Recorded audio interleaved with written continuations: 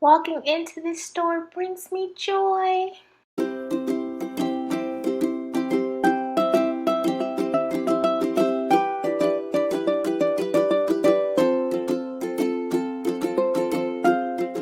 Although being in this store sparks joy, sometimes I just don't get joy from the prices. Now, I love these centerpieces. I mean, they are so nice. And I really like how it adds in that pop of color to any room. But when looking at these as an avid crafter, a lot of times I think, could I make that? In today's video, we're going to see if I can take something that costs $59.99 and create something that's a little bit more budget friendly. So I left Kirkland's and went to Dollar Tree and immediately went to their glass section to find the perfect holder for those candles. And then I decided upon these. I feel like these are the best choice to mimic what I saw at Kirkland's. Now it's time to build the box. So I'm just laying out those 3 votives that I purchased at Dollar Tree, and I'm going to actually do my measurements based on how far apart I want these to sit.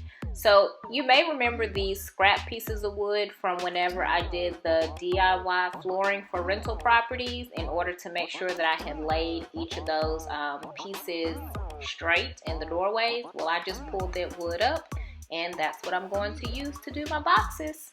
So here I'm just doing my measurement to make sure that these are long enough, and then I'm going to take the other piece and simply cut it in half, and then that'll be the length of the opposite side of the box. This is not like this needs to be 5 by 5 or 5 by 12. No type of formal measurements, me just eyeballing it and going with what I feel like is going to work for me. Okay, so I'm just going to lay my pieces across the scrap wood and then do my cuts.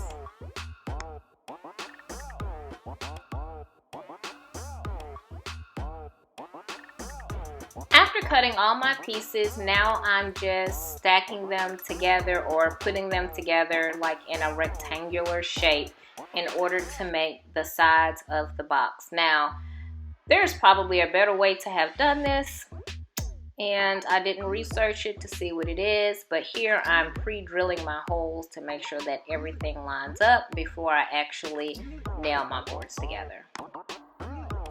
Please don't try this at home.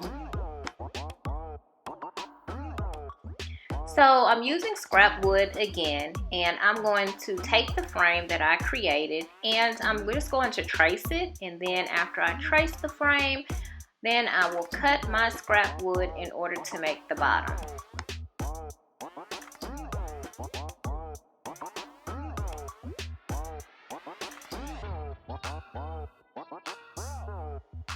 So now I'm going to attach the bottom and then stain the entire piece.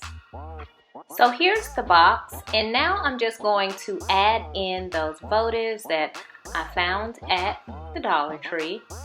And once I've placed those inside the box and kind of decided on the placement, then I'll begin to add the greenery.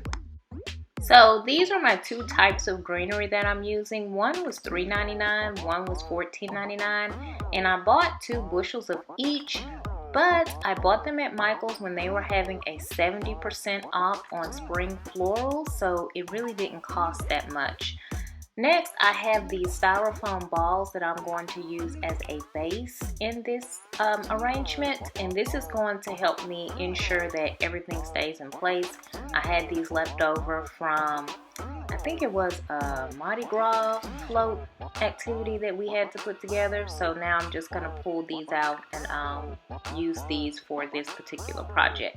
Now, I'm just going to cut these balls in half using a kitchen knife. Again, do not trust some of my ways of doing things. I believe that there is a better device that you can use, but the ridges on this kitchen knife just works really well for me. So once I've cut the number of styrofoam balls that I'm going to use, I'm then going to hot glue them to the bottom of my tray. Now, if you wanted to have an opportunity to change out your greenery, then you could, place those styrofoam balls or use that green foam in your tray, and then that way you can pull out different pieces of greenery or add in different pieces of greenery as you like.